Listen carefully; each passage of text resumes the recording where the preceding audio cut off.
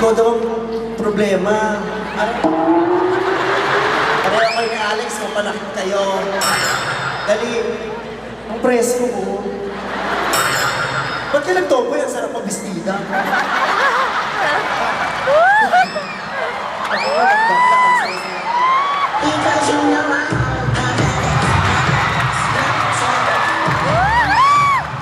Anong problema mo? Tomboy ka, bakla ako, palit tayo. Di mo naman yata ginagamit eh. Sige na, wala kang talo dito. May 22 May 22. Yung tickets po available na. Okay, anong problema mo sa girlfriend mo? Nakukulitan ka. Bakit? Simsimi ba ang pangalan ng girlfriend mo?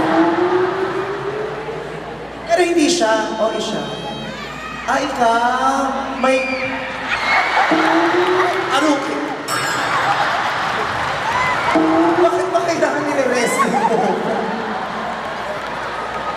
Nasa si Joey? Joey, 2.5 lang to 2.5 per joke to. Nakukulitan ka kasi... Kasi pag parang sa akin, Pinipilit niya na na mag-nail cutter ka. kasi sa akin, kahit sabihin mo na girlfriend mo, pag personal problem na about sa family, parang gusto mo na lang i-keep sa sarili mo. Tapos, tinatanong niya ako na tinatanong. Parang ayoko lang talagang i-share sa kanya. Kasi personal matter na yun eh. Parang ayoko siyang idamay. Kasi problema ko. So sinasabi mo, intrimitida kong babae. Ba't ka nangyayalaw ng mga problema nila sa pamilya? May problema ka rin naman. So, hindi ba siya?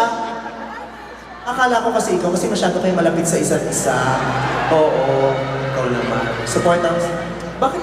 Ayaw magpahawak kung maka-arte ka naman, susumunod na kay Shrek. Sabihin ko, suplada ka sa personal. Hindi ko panonoodin yung sequel ko. Si nanay, kung makatayo, kala mo recitation niya. Ba't kailangan nakatayo ka? Ano recitation? Okay na ako. Ay nako, hindi pa ako tapos. Magantay ka dyan. I think na hype Pinatayo-tayo mo ako eh. O, teka lang. Ano lang yan? Yan mo na yung girlfriend mo. Kung makulit siya, isipin mo na lang concerned siya sa'yo. Pero kung hindi mo naman talaga gustong i-share, hindi mo siya mapipilit, buhay mo naman yan. Good luck sa love life mo, okay? Give me a hug. Aray ko! Aray ko! Ang sakit! Baklang to. O sige na, maraming salamat sa inyo ha. Thank you, guys! May 22 May po. 22! May 22! I love you, Alex.